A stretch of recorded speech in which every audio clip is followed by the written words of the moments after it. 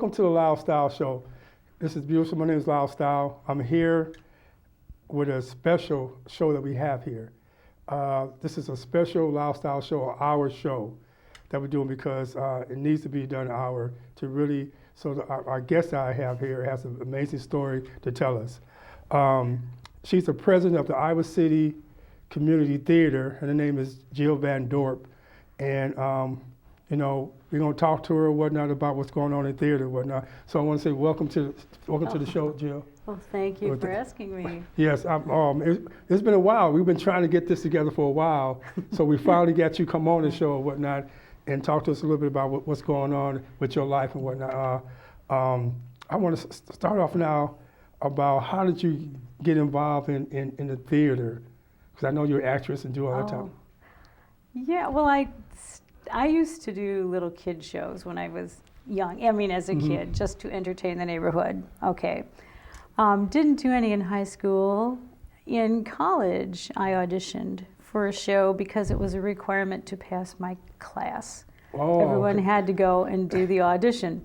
The teacher didn't care if you made it in, you just had to do the audition. So I went down and auditioned, and my first audition ever, and went back a couple days later to see if I was in some little minor role in the ensemble or something like that, and found out that I had the lead. So the first audition you had the lead. Yes, Oh. and it was a huge part, like cabaret. I was Sally Bowles, like the Liza Minnelli role. Yeah, so it was a huge Now, thing. I can see you playing off Liza Minnelli. I can see you playing off Liza Minnelli. I was stunned. You Yeah. can imagine I was stunned. Then after that, we moved a few times, and graduated. I had to study and finish that stuff up, and then had children and didn't do much when I had children. But my children started to act. Okay. And they started to get leading roles in things, and so then I didn't do any shows myself too much because I didn't want to just leave them at the theater for 3 hours and pick them up later, that sort of thing. So I did stage mom for a while. And then when it came time that the community theater was doing Fiddler on the Roof, I said, hey, they need people of all ages, they need a village. So my children and I auditioned, we all made it in, and we've just been doing theater ever since. Many shows together, but not always. Yeah. And we've had a wonderful time doing it. Now, I mean, so is that one of your major roles? Besides the other one, Fiddler on the Roof, that you did? Did you sing in that particular production, or? Yes, I was in the ensemble. So were my children. We're in the ensemble, and so the ensemble does. Well, they do the tradition song and several other songs, and they're at the wedding and various other big scenes, but they're not the main characters, but they're very important to the action because they need to portray the village. Right. Yeah. Yeah. And so, so what was your one of your roles that you did when you actually had to sing in one of your leading roles? Oh, well, I just did White Christmas, and I played the role of Martha. Now, who's Martha in that particular? Well, if you're watching the movie, Martha is the concierge, the housekeeper, the one in charge of the inn. I think her name might be Emma. Okay. However, in the stage production of it, she sings. She has her own solo because she used to be on Broadway. Oh, wow. So, okay. yeah, with a hat and cane and everything. It was very exciting. Yeah. So she gets to do that and sing some other songs as well. So she's not just only speaking. Oh, okay. So you did some singing and speaking then, huh? Now how hard is that doing? I mean, I could imagine this happens to your lines you got to remember, and trying to get those, but then you have to remember a song along with it. That takes a lot of practice, or did it just come natural to you? Well, actually, for me, it's far easier to remember the songs than the dialogue. Yeah. Once I learn a song, it's there. So, I mean, that's what I do first, is I learn the songs. Okay. And then you go through and you memorize your dialogue, because you have to know what to say. And for me, I guess when I move, it's easier. So I can learn the dialogue just looking at the script and just memorizing it, but it becomes really locked in my mind where I can imagine where I'm standing. So once the scene is blocked out and I know, oh, yes, these lines are coming, I'm on the right-hand side of the stage. Oh, here I'm way up on the back of the stage to deliver these, then it locks in my mind better. Oh, wow. So, Okay. Well, everyone learns in a different way. yeah, yeah. That's amazing to me to actually be able to do that. Now, in your now you're doing stuff on stage, so it's obvious it's live. And has there been any type of production you've done where you forgot any lines or something, or anything like that, or you just, Oh, or you've been perfect through the whole? usually I don't mess up. I did in Cabaret. I forgot something, but I was very fortunate in that the guy who was playing opposite me managed to work the information into the conversation. Oh, okay, And so okay. we kept right on going, and the audience knew everything that they were supposed to know. That's the trick. If you forget something, then, and it's important, Right. then you have to somehow work that information back in if you can, so that the audience understands what they need to for the story. Oh, okay, okay. Well, that's amazing. Because because I cannot act worth anything. I mean, I forget people's names, let alone remember a whole dialogue, a whole script. So, I mean, I just really find it amazing that people have a talent to do that. I mean, God didn't give me a talent to act, but I mean, I commend that you have a talent to act and sing. Now, do you dance? I dance too. Oh, you're a triple threat then. Yeah, I dance too. You dance, sing, and Yeah. act at the same time. I can do I can do ballroom dancing, tap dancing. Not the greatest ballet, but you Okay. you Ballroom don't usually dancing see a lot of that. So Like something like Dancing with the Star type stuff, you know? yeah, I mean, so when that's called for in an ensemble, it's not too difficult for me to do. I had always wanted to do it. Never was able to get into a class, with a partner and make it all work. And actually, it was through Iowa City Community Theater that I learned how. Really? Because I signed up or auditioned for a show. You don't sign up, you audition for the show. I was chosen to be in the chorus, and the choreographer said, "We are now learning how to do all these dance steps." And I thought, wow, how cool is this? Yeah. Worked very hard. But then the more you do it, the easier it becomes. That I wouldn't be enjoying today, maybe if it weren't for the Iowa City Community Theater. So there you go. Yeah, see that goes on with my next question about how did you become the president of this theater group right here? Did you audition? Did you have to audition for that, or did you somebody? What's the process for that? Well, I had done things for years with the community theater. I had not run for the board because at the time I was doing caregiving for my father-in-law in my home. And that was kind of busy, and my friends advised and said, maybe you shouldn't do this right now. So, just don't do that. Well, then after we lost my father-in-law, then I was asked to run for the board, and I said, sure, and then they take your biographical information, this sort of thing that would help people know if they should vote for you or not, and disseminate that information. And then when the voting happened, I was on the board. So, I was on the board for a 2-year term. Okay. But last year, halfway through the term, when it came time for nominating again, I was asked if I would like to be president. Oh. Which was a surprise for me. A bigger position then, huh? Yes, quite a surprise for me.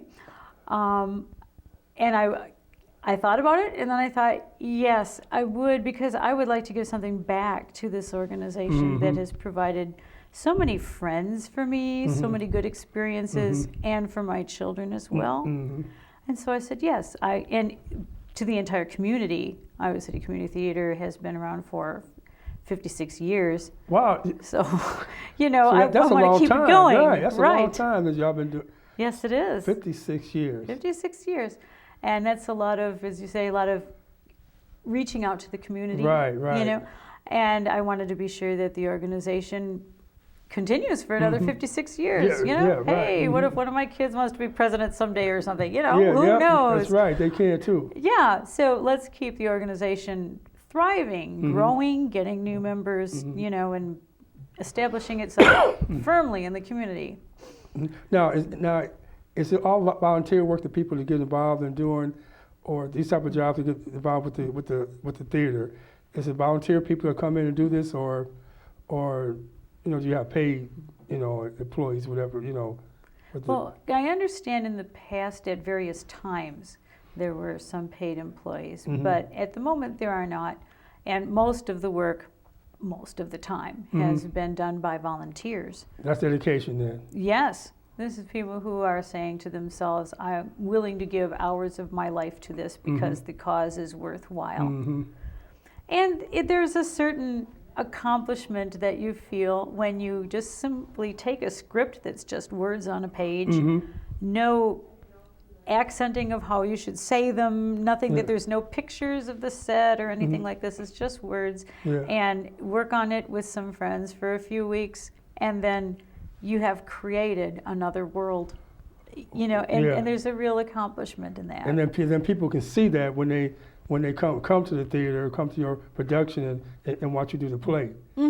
Wow. So they leave with a sense of emotion, sense of something that, wow, this touched me.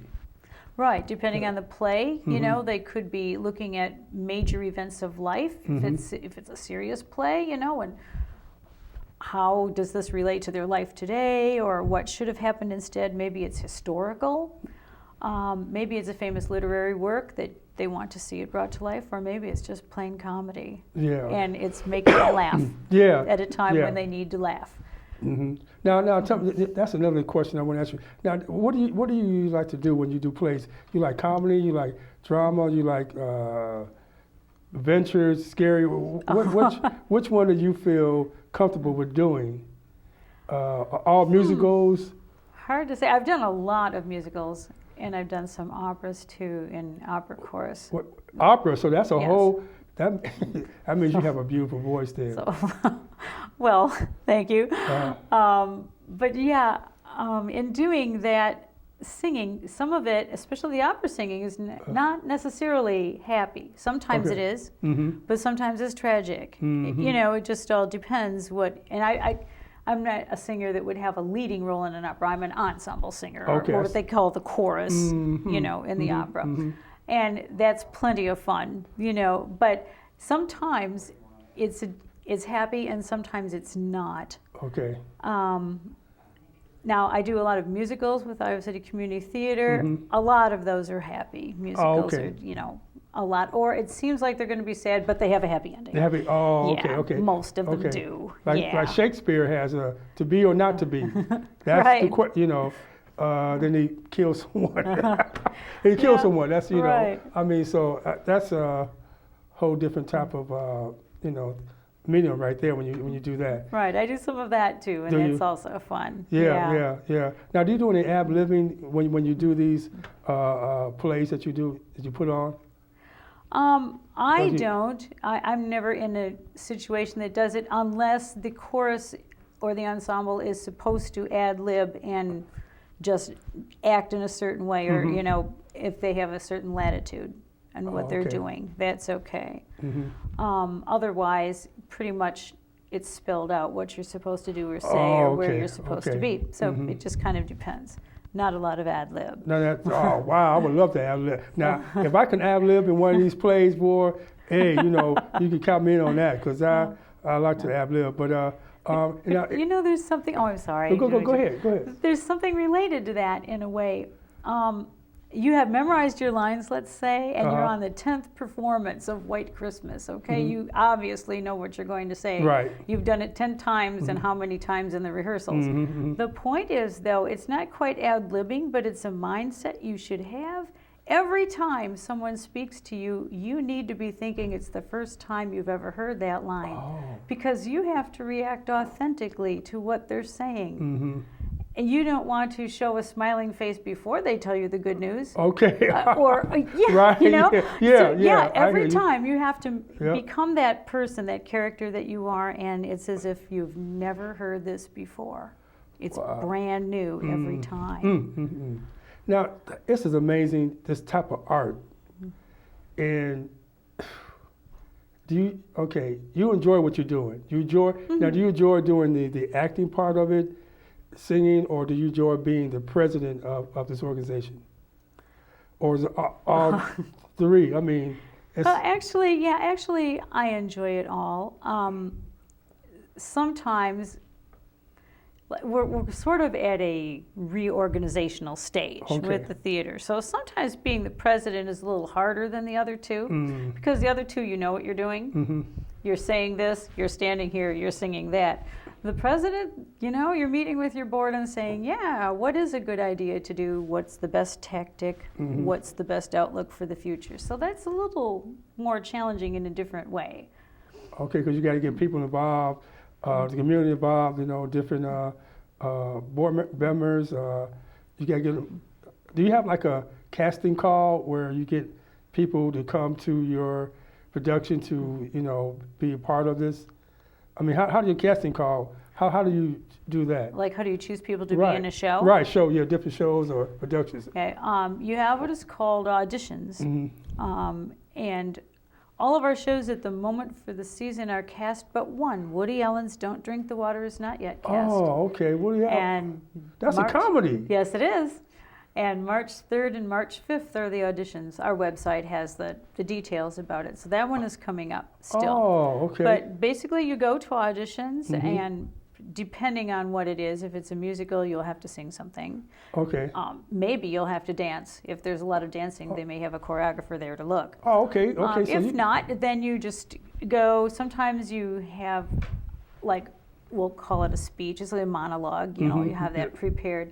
Sometimes, in fact, most of the auditions that I go to, you do readings, and so they'll have a reading from the script, and you just read it in front of you. Yeah, and they'll tell you, you are this person, and somebody else will read the person that you're talking to, and then you do that, and the director looks and decides which combination of people would be the best, looking together and that sort of thing, and then you find out what the cast list is, and if you're in or you are not. Wow. So it depends on that impression that you make the first time when you do your auditions, whether or not you get picked for that particular play. Right, and it doesn't depend, if you are not in a show, doesn't mean necessarily that you did badly. It could mean, depending on the show, I've seen a lot of things by this time, and in my kids' auditions too, maybe you're the wrong height. Maybe they want all people with dark hair and you're blonde. I mean, you never really know what it is, just something. Yeah, or maybe someone else interacted with a particular actor in a way that they preferred to your interaction. It doesn't mean you interacted badly. It just means that the other one was preferred, so you're not in this show and you can audition for another. Right, wow. Right. See, I would get kind of discouraged because, I would, it takes a lot. I know you've been through hundreds of different plays in your life doing this for a long time. And, is there a place where do you have to have thick skin to do this type of profession? Because I know every place you can't get. Right, right. So you couldn't. So how do you deal with that? Well, I guess before I go, if I'm going to consider, I can talk here, I'm on stage. If you're going to consider auditioning for a show, the first thing I'm looking at is what the time commitment is. Do I really want to audition for a character and spend a lot of time, or do I want to audition for an ensemble that maybe isn't very much time and that's okay, or maybe a minor character is fine. It just depends, and sometimes you are offered the part of the character that you audition for, and sometimes you're offered the part of a different character. And then you need to decide, well, okay, do I want to be in the play and be someone else instead? Do I want to say, thank you very much, but I decline? What do you want to do? Right, okay. And so you kind of have to think these possibilities out ahead of time, because sooner or later the director might call and say, what about this? Yeah, you'll be right for this part, yeah. Right, so you have to think, right. Yeah, I want to get to, now you gave me some tickets. You put on a play pretty soon. It's coming out. Is it this Thursday, Saturday, this week? It's March 1st. See, March. Okay, March 1st. March 4th. Okay, Gigi. Oh, wow. Now this is coming out. Is this your first production of this year? No, this is number 3. Number 3? Yes. Oh, okay. And now, are you in this one? I am not. Oh my goodness. I Okay, did the dang. last one, White Christmas. My Okay. son is in this one. Is but, he? he's in the Oh. ensemble. I am not. Okay then. I'm in the next one though, House of Wonders. Now that's what I Yes. want to go see. So And it's March 1st to the 4th, and it's at the England. yes. And is tickets out now? How can they get tickets to this? Oh well, that card will tell you. You can call the Englert box office and order the tickets, and if you have one of those Okay. coupons there, you can get Okay. $2 off Okay. every ticket. Oh, So okay. there are So- 2,500 of these distributed all over town. Oh, so, okay. You know, Well, so yeah. I mean, so yeah, it's a good deal that if anybody wanted to go to see Gigi, which I've heard of that one, they can just go down to England, you know, and order. So and this is, now I want to get to a place because we got 5 minutes before we get into a break. Okay. You have directors that are involved. You have different people in the background that do the scenes, that makes the different designers, you know, the set Yes. designers, whatever. Now, how do you go about getting those type of people? Because those people are very important for your production. Do you have people that's been doing this, or can anybody come and volunteer and try to do this? Oh, we would love to have volunteers. We have some people that have done it for years, and sometimes they need to take a break, and you need to have new people. And any organization needs new people Right. coming in. I mean, otherwise, it just is the same old thing. So yes, we have our directors, and they present their ideas to a play selection and director selection committee. So Okay. that's how that is done. Oh, okay. But then when it comes to set building, let's say a director is chosen for a show, then he will need to find someone maybe to be his stage manager, to be a set designer, this kind of thing.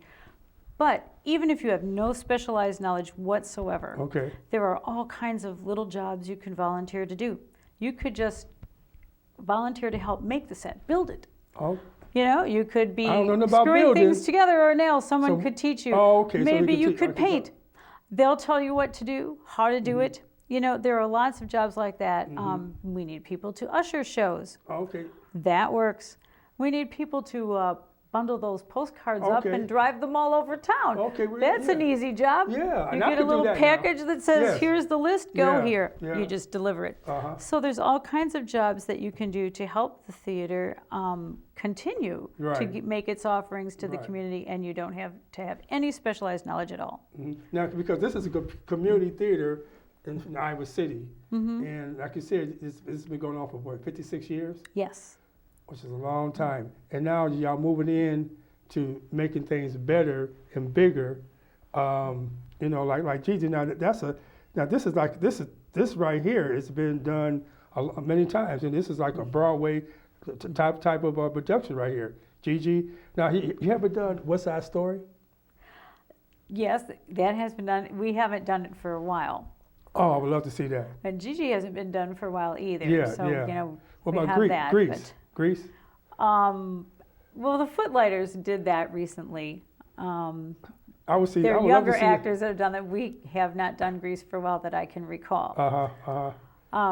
But you know, getting back to the volunteer thing, Okay. I would just offer a chance to anyone if someone wants Okay. to help out at all. Simply call the theater and leave a message. Okay. Yep. We will get the message Okay. and welcome you. Well, what's the number to the You theater? know, What's the number the to the number call? 338-0443. Okay. And it's in okay. the phone book It's in the too. phone. Okay. There's also a website thing where you can volunteer. You know, you can go to the website. And what's your website number?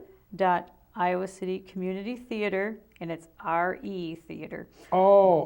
.com. Yeah. Oh, I said the wrong thing. I thought it was ER Theater. And I'm No. thinking, yeah, I put the, okay, it's Yeah, RE Theater. The Right. last two, okay, Right. excellent. Oh, wow, that's okay then. So you need volunteers. Yeah, or People Google it. It will come up. You know. Right, right, Yeah. yeah. How many Iowa City Community Theaters are there? And only one. It'll come up. Right. And I think y'all have a So- really good theater. I mean, y'all been doing this 56 years. That shows that y'all been down through the test of times. You know, y'all been doing this for a while. Many people came before you, put on plays and whatnot and stuff. And I know you're getting close to you going up for election again.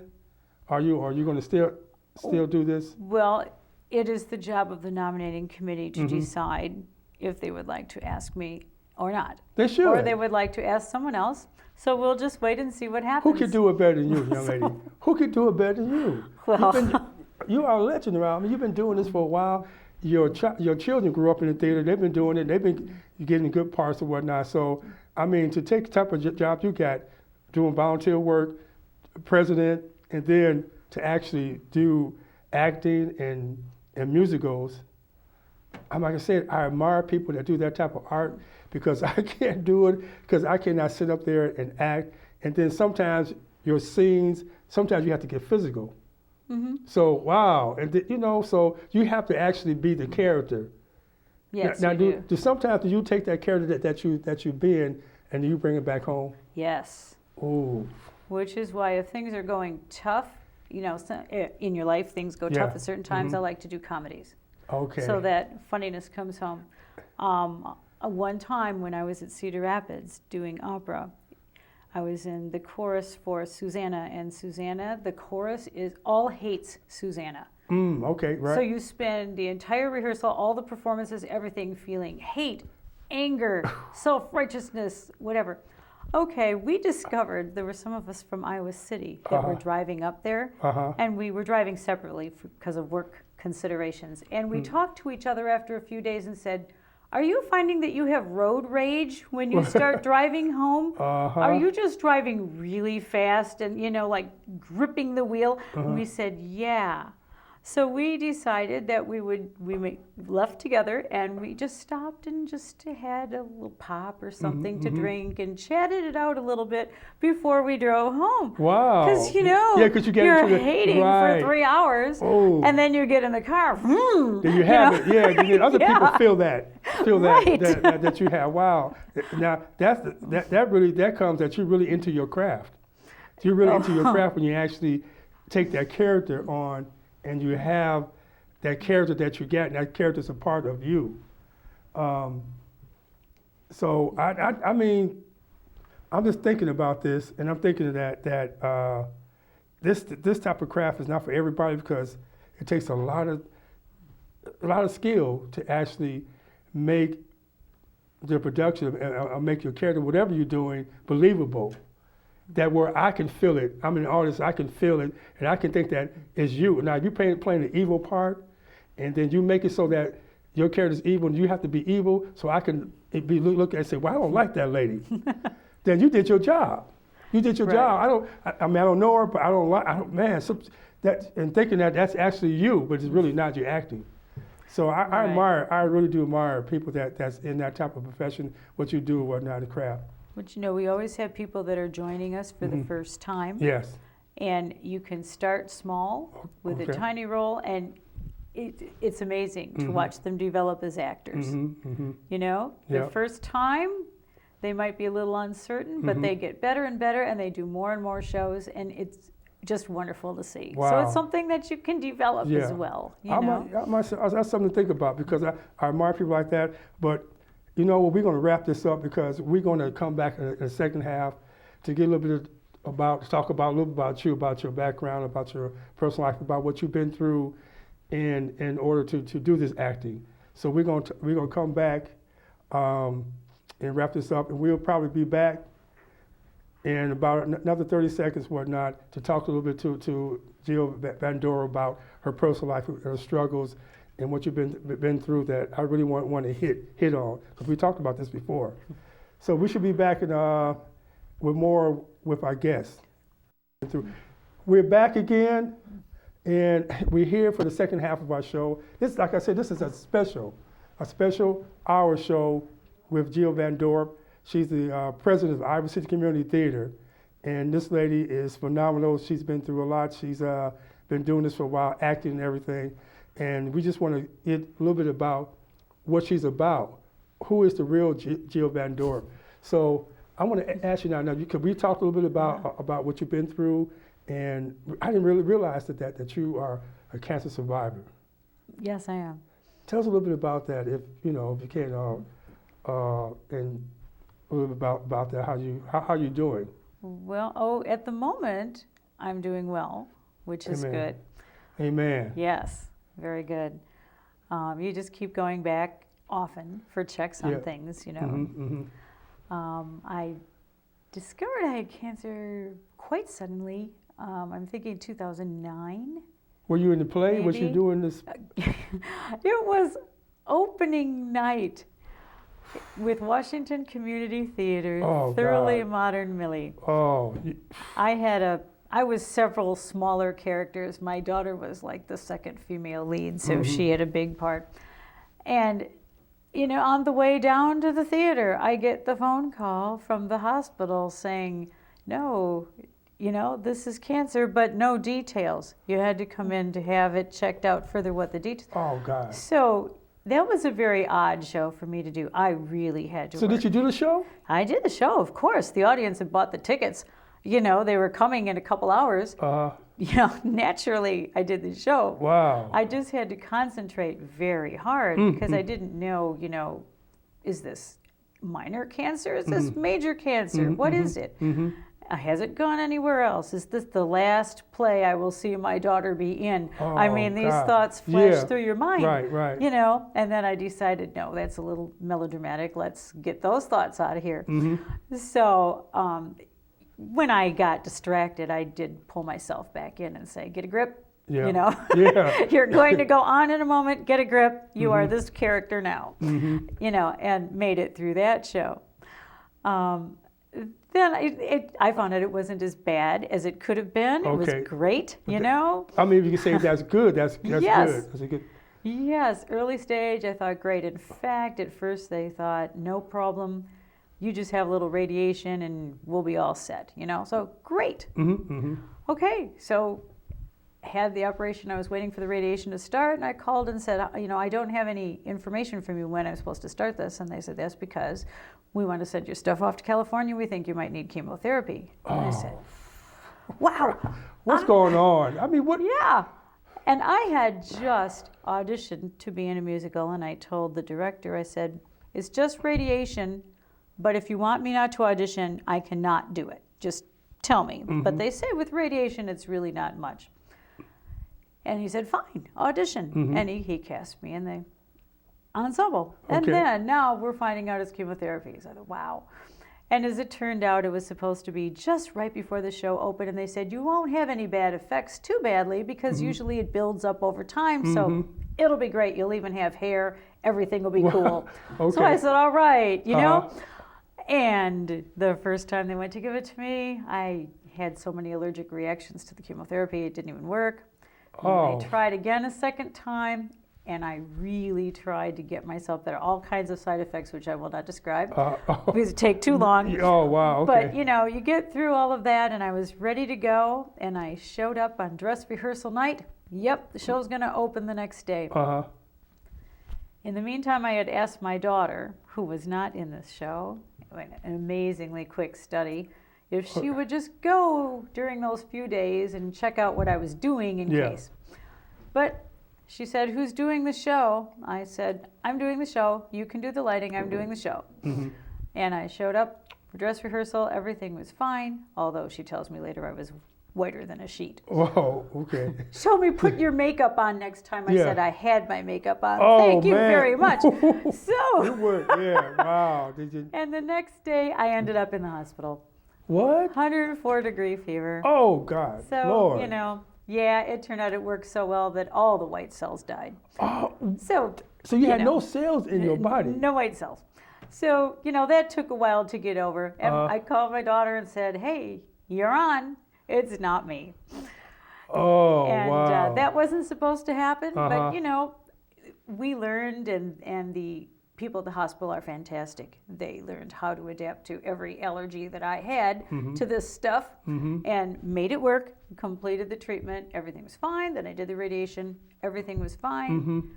And, you know, just carried on after that. Wow. So they got your white cells back into your body then? Oh, yeah. They know how to do all that. Oh, okay, yeah. My kids were very worried. I found out later, they said, you know, we thought you were going to die, Mom. Oh, I said, wow. That never occurred to me. I figured, you know, they see these reactions all the time at the hospital. They know what to do. Right, yeah. Just take me there. Right, you They'll fix trusted it. Yeah. You know? Wow, you and are they amazing. did. Wow, God, help me. You're amazing, young lady. To have that type of attitude, to be that strong in what you're going through, and just have that type of mindset. You know, you were so upbeat. I mean, in that type of time, wow, I couldn't imagine myself going through that and feeling that way, which I commend you. And wow, I can, you know, your story is amazing to me about you surviving cancer and whatnot. And that was almost 2 years. That was 2 years ago. What? Yeah, about around Valentine's Day was 2 years since the last treatment for anything. So that's great. Amen. Yeah. That's a blessing, right? I mean, you, and then, I mean, your kids, you know, they surviving that and seeing that probably really encouraged them to see how their mom took that in that type of disease and whatnot, because it affects people differently. And to take how strong you are, being a strong woman, I'm quite sure your daughter takes after you too. She is amazingly strong already. I hope they do, you know, that they do remember that, because who wouldn't? I mean, you're okay. My religious faith is important to me, and Amen. I kept saying, you know, there's no reason why I would have survived the operation. I would have survived everything else, and what, I'm going to die now? Surely that's not intended to be. Surely if God saved me by giving me only this minor cancer, by allowing that to happen, not giving it to me, but, you know, it's minor, it's not even major. So there is a reason for me to be on this earth. Amen. There's something that I still need to do. And so that is part of the reason why, I guess, in the back of my mind, I never figured that I was going to die from this. Right. I told my daughter, dear, this is the cure, not the disease. Amen. I will die from the disease if it's not treated. I shouldn't be dying from the cure. Amen. Your faith was the one that sustained you. You know. Exactly. Right. And we was talking a little bit about okay, as far as the cancer, back when you was younger, you was in an accident when you was young. Yes. Tell us a little bit about that. Well, it was a rather freak accident, but I was just turned 18, went to visit a friend in the hospital. A hospital, of all places. Yes, it was hot in the hospital, and I'd never fainted before, so I didn't know what it felt like, and all of a sudden I fainted, and I'm told I fell backwards, hit my head on the tile floor. Ooh. And so that was a very, very long afternoon spent there. It's because of my mother that I'm probably alive. Really? Because, yes, one of the nurses, she was with me. One of the nurses woke me up, you know, and that's a good thing. And then they were going to send me home. And then they said, oh, needs a couple stitches here, go fix that and whatever. And they were going to send me home, and my mother is the one who insisted that we have X-rays and jazz. Oh, your mom. Yes. Amen. So that's when I first found out, if it had been like 1/8 of an inch on the other side of where the crack was, I had cracked my head almost in two. I would have been paralyzed or dead. Oh my goodness.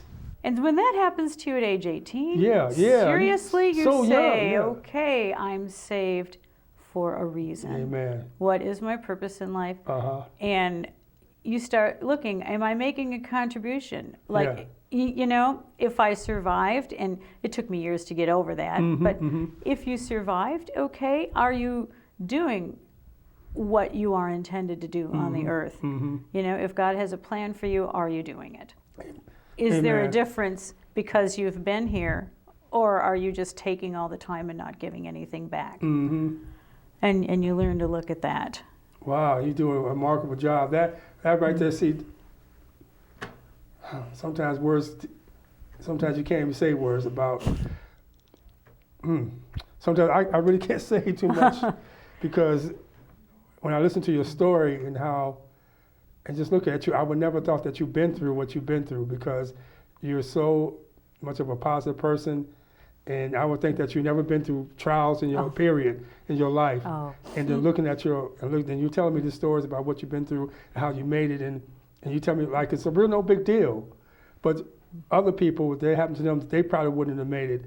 You have a strong will. You know, your faith got to be real strong for you, because wow, that's cancer, and then 18 having that fall on your head, and if it was any closer, you could have lost your life again. So twice it could have happened. So God definitely got a plan for your life, you know, and you making a difference in people's lives, especially for your kids. Now, your kids, now they're grown. Are they grown now? Yes.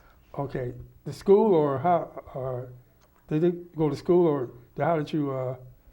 Oh, how did I raise them? Yeah, yeah. Oh, they were homeschooled. That's what. Now that's amazing. And homeschooling takes a lot of dedication. Homeschool your kids.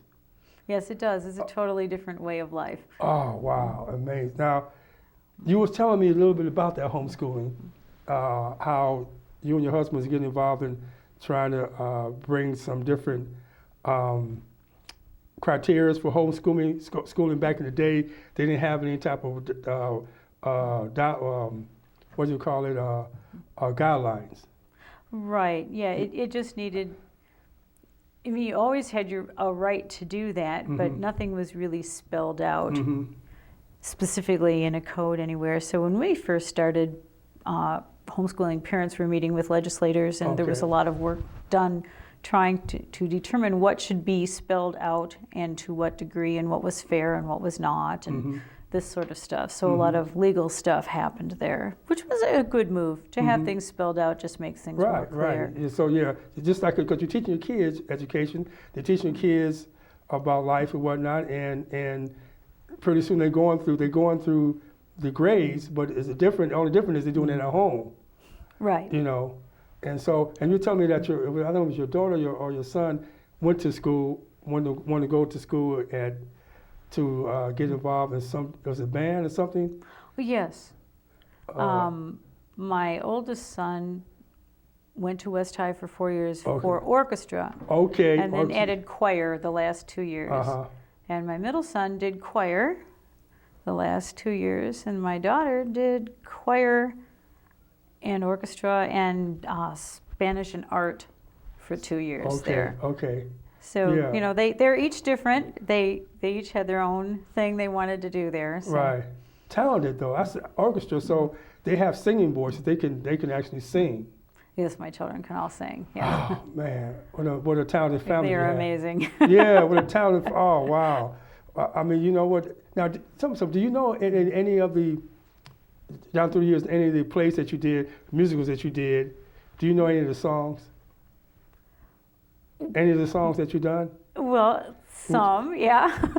Which I don't know if I remember every single one. I was going to ask you to give a few bars or something, because I like to hear your voice. I'm putting you on the spot on the show. You know, it's live. Don't worry about it. You know, you've been doing live anyway all your life, so you know, I like to hear your little voice. You know, I mean, you know, maybe I could take a little notes about, you know, because I'm thinking about audition for American Got Talent. You know, singing. Oh, no, I'm just lying. If I do that, y'all would definitely be laughing me off the show, boy. I never saw my face on TV ever again. But did you know any other? Because I know we was talking a little bit about some songs that you like. I don't know, what song was that? Oh, God, I can't think of it. You were talking about... Well, are you sure you want me to say? Girl, I mean, want seriously? to hear your chops.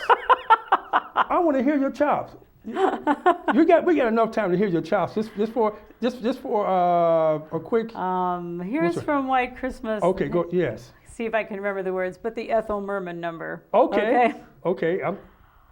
Let me sing a funny song with crazy words that roll along, and if my song can start you laughing, I'm happy.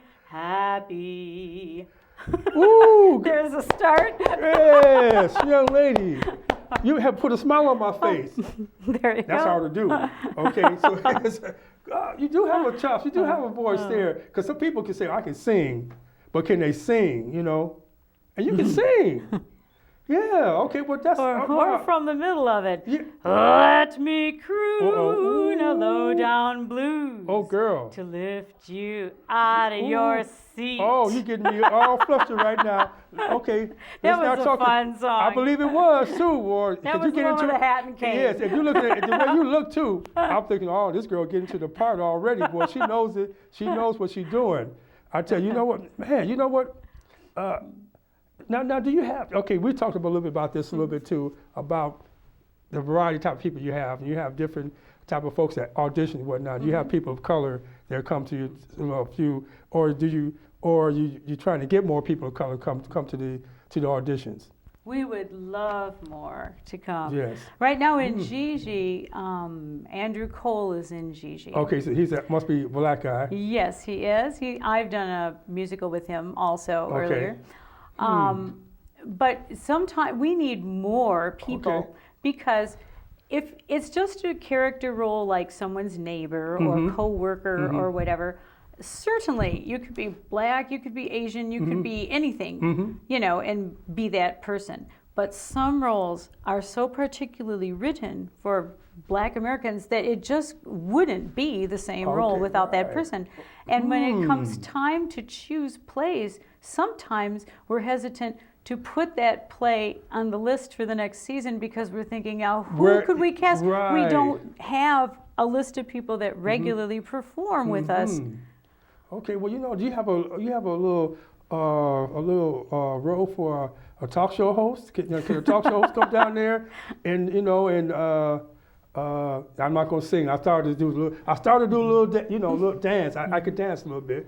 That little. You should get a role just for a talk show host to come in. Like he does his own talk show.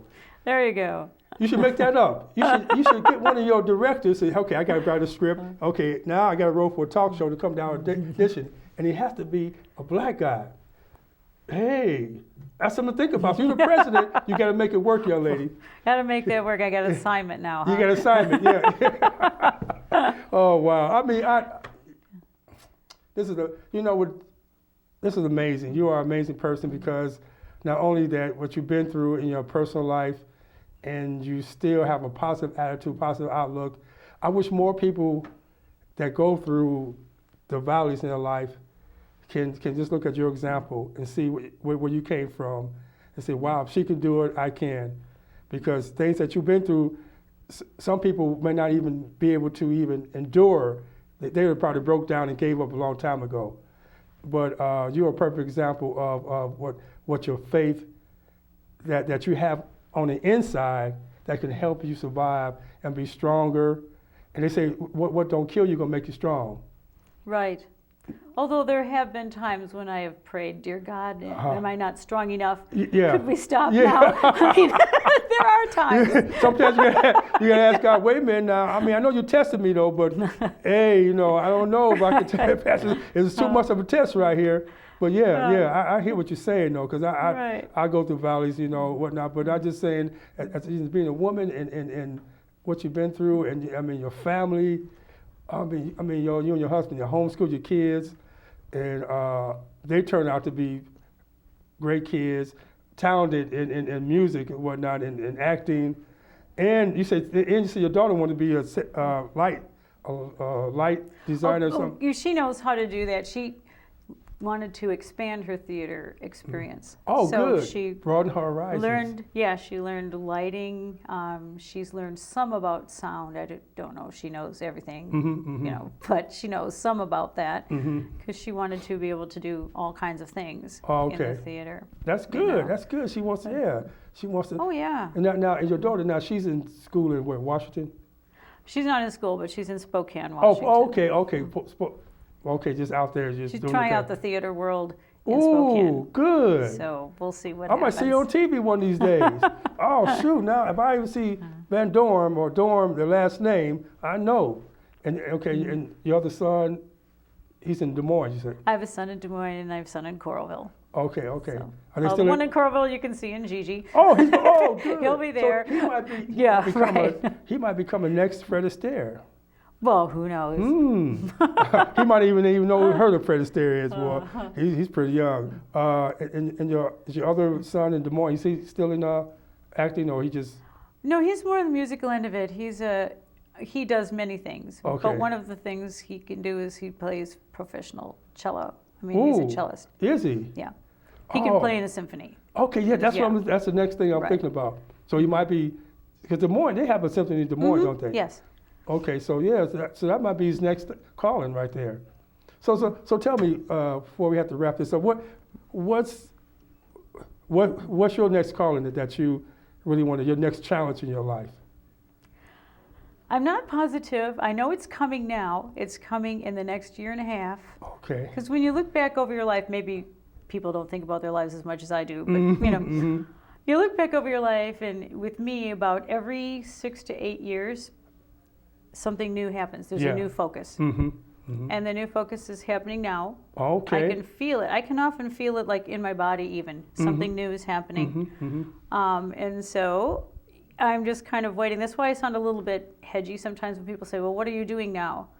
Well, I'm helping. I help my husband sometimes with some business stuff. And my kids and I are talking about whether we're doing business or what we're doing. But basically, entrepreneurship then, huh? Yeah, that kind of thing. But basically, I feel it's not quite revealed yet. Okay, it will so be you can't talk revealed, about- and maybe in the next 12 months somehow I'll know exactly what it is. Okay. And that will be it, because I feel the change coming, and we'll Wow. see. It's a natural thing. I went through maybe 6 years or so caring for my father-in-law, and that was a different stage. Yes. And now that that's over, another stage is going to happen. Wow. Now, you may be, you know what, you may have to come back on the show and reveal it to everybody on the show. You may have to do that, because I would love you to have to come back on the show and reveal that to the right on this show right here. So what it is. Yeah, that'd be nice. I like I said, I can't tell you how much I enjoyed you coming down here and just talking to just not only me, to everybody that watched the show about what you've been through, been through in your life, and where you're going now, and how much you're really involved in helping people in community. It takes a village to run something. Not just one person, but it takes a whole village, a whole community. That means the Iowa City Community Theater is a community, and y'all doing so much good work with the Iowa City community. I hope more people are getting involved at the Iowa City Community Theater. I really do. I hope they go down and support y'all. Definitely, if I can ever see now, because y'all plays run during the weekend, doesn't it? Or during Usually, sometimes they start on Thursdays. Gigi starts on a Thursday. I'll have to make a point to maybe take some time off one day and really go down to a play. I haven't seen a play. I can't remember how I've seen a play. It's been that long. So I really have to take some time off to really and see what y'all about, because y'all perform at the Engler and at the fairgrounds, isn't it? Right. Usually at the fairgrounds with some things at the Engler. You want to see something truly amazing, come out when we're either moving out of the fairgrounds or into the fairgrounds. Okay. Because we rent the exhibition hall for 9 months of the year, and then naturally it's used for the fair, which is its intended original purpose. Right. And so we have to bring everything in to make the theater, the seats, the risers, the platforms, curtains, the dressing room, build them, make everything. And then by May 15th, we take everything down after the last show, and everything's done, and sweep the barn clean, and we are done. Now that is an amazing thing right, to see. that could be a show by itself right there. To see the comings and goings of what's going on, and how you start from point one to point A to point B. That would be a good. See, now you put things in my head. Well, and we could always use volunteers for that too. See, okay. And what people don't know, maybe if they're not familiar with the theater, if they are dedicated and they spend 10 hours of time during that week down there, they get a free season ticket for the next season. Oh, okay, good. There you go. That's a incentive right there. Yeah, there you go. That's a incentive right there. Well, I hope everybody do that. Yeah, I really do. And Jill, thank you again for being on the show. For your amazing story, you're an amazing woman. I commend you about your life. I told you should write you a book. You should. Hopefully you write you a book, because that's some book that people will read, because you've been through a lot, and you're a survivor, and your faith, and to see strong women in this world, it's a blessing to me. So I commend you for coming on the show and being part of it. I hate when I do my show, because there's always time we have to wrap things up, and we talk, and just when we get into the meat of things, time to go. Time to close the doors. Man, I enjoyed your conversation, and I really do. Thank you for asking me. Oh, well, thank you for coming, because I'm honored that you came down here to share this, with on this show that I'm doing. Talking to the viewers, this is a good thing, because if you look at this young lady right here, And what she's been through is her cancer, what she's been through in her life, how she survived, and her faith kept her going. Her faith was the one that kept her in tune and whatnot. And that's something that we all should look at. That's something that she is a role model. She's giving back. She has a calling and she's giving back to the community, which is a blessing. We all, one thing I want to stress is giving back to the community. If she could do that and what she's been through with her kids and everything, we can do that. Some people would have probably died. You know, me, myself, I don't know if I could have been through what you've been through. But I'm hoping that the viewers can see this and see how amazing this woman is and get the message that we should give back. Take some time out to volunteer. Volunteer at the Ivy City Community Theater. Volunteer your time. You know, like she said, we all need it, whatnot. I know I need to do that. Go out and see a play. Life is too short. It's too much chaos out there, too much negative out there. Sometimes you need to sit back, go see a play, relax, laugh, talk, enjoy life to the fullest. Just like she's doing. She enjoy life. She's a beautiful role model. I hope that more people can take her example and do what she's doing. So in closing, I want y'all to realize that take some time out to count the roses. Mm-hmm. Like you tell me, count the roses sometimes, because we only have one life on this earth. One life, that's all we have. Enjoy it while you can. Forget the negative. There's enough negative out there in the world to last us to the eternity. Sometimes we got to bring some positive in this world and keep that going. Just like this young lady, Jill Van Dorpe, she's bringing positive things in this world, and she's a positive person. We need to be around people like her. So we all have to go over to her house and just stay with her, because you are a positive role model with your kids. So we in closing, I want to thank y'all. I want to thank the viewers. I want to thank you, Jill, for God bless you for being on this show and sharing your story with us, because it's inspiration, not only to me, I know to me, but hopefully everybody else that sees this, the church, everybody that sees this. So I want my man to say, we have to wrap this up.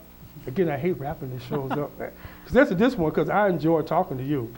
You know, I really did. I've enjoyed talking to you too. Well, thank you. Oh, you're too kind, girl. You're too kind. You know that. Because, you know, I talk a little too much. But but I enjoy talking to you. We both talking and we really get something going. But look, y'all enjoy life. Take time to smell the roses, volunteer, give something back to your community. Please do that, like this young lady says.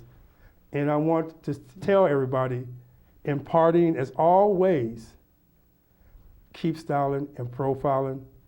Until next time, hope I see y'all back here on the Lyle Style Show with another interesting guest. I'll see you.